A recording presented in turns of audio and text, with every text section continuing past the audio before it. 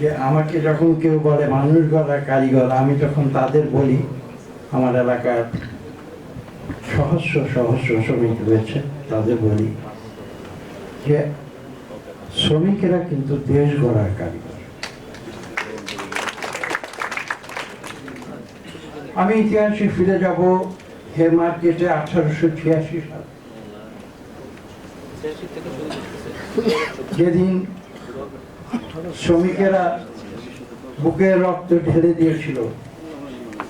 আজকে আপনারা যে দাবি দাবাগুলো এনেছেন, তার প্রথম দাবি দাওয়া ছিল শ্রমিক 8 ঘন্টা কাজ করবে, বাকি সময়টা তাকে আমাদের দিতে হবে। এবং সেদিন থেকে শুরু করে আজকে 150 বছরেরও বেশি, 150 বছরের মতো অতিক্রান্ত হয়েছে। আমি ছোট্ট একটি প্রশ্ন আপনাদের সামনে তুলে ধরতে চাই। আজকে যে দাবি দেওয়ার যে তালিকাটি লাল বইতে দেওয়া হয়েছে, আপনারা লক্ষ্য করে দেখুন, তার অধিকাংশ কিন্তু সেই 1886 সালের দাবি দেওয়ার মধ্যেও ছিল।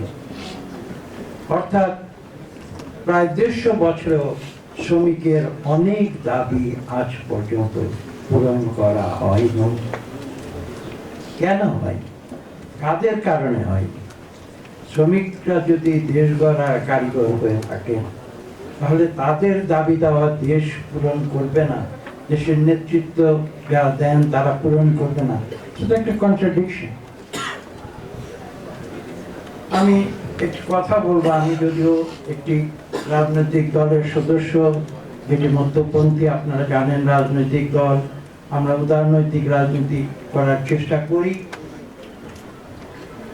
আমরা অর্থনীতির ক্ষেত্রে আপনারা জানেন যে একদিকে আমরা মুক্ত বাজার অর্থনীতিতে বিশ্বাস করি, অন্যদিকে আমরা কিন্তু পাবলিক সেক্টর, যেটা আমি দেশনেত্রী বেগম খালেদা জিয়ার কথা উল্লেখ করে বলতে চাই, যিনি আমাকে অনুগ্রহ করে পরিকল্পনা মন্ত্রণালয়ের দায়িত্ব দিয়েছিলেন, এবং সে সময় তিনি বারবার আমাকে যে কথাটি বলতেন, আমাদের যে সফট সেক্টর, সামাজিক আমাদের যে সেক্টরগুলো রয়েছে, শিক্ষা বলুন, স্বাস্থ্য বলুন বা এই ধরনের, তিনি কিন্তু প্রতিনিয়ত আমাকে বলতেন যে শুধু ফিজিক্যাল ইনফ্রাস্ট্রাকচার অথবা প্রাইভেট সেক্টরের উন্নয়ন করলে দেশের উন্নয়ন হবে না, এই দেশের মানুষের, দরিদ্র মানুষের উন্নয়ন, যারা গ্রামে গঞ্জে বসবাস করে, তাদের উন্নয়ন আপনি নিশ্চিত করবেন, আপনাকে সেই দায়িত্ব দেওয়া।